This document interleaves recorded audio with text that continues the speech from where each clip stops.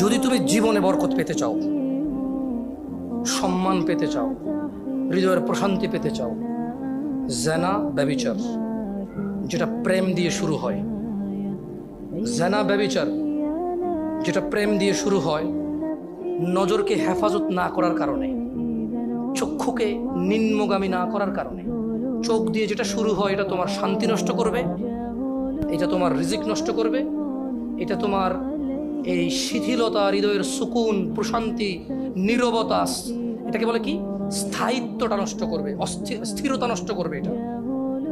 ছোট ভাই, তোমার প্রতি আমার নসিহত, তুমি কে নীল পড়ছে, লাল পড়ছে, কে ছোট পড়ছে, কে বড় পড়ছে, তুমি এগুলা মেজারমেন্ট করার দরকার নাই। তুমি নিচে নজর রাখো, হাঁটো, তোমার এটা জানারও দরকার নাই আজকে তোমার সামনে দিয়ে কয়টা মেয়ে কি পড়ে গেছে তুমি দেখোই নাই।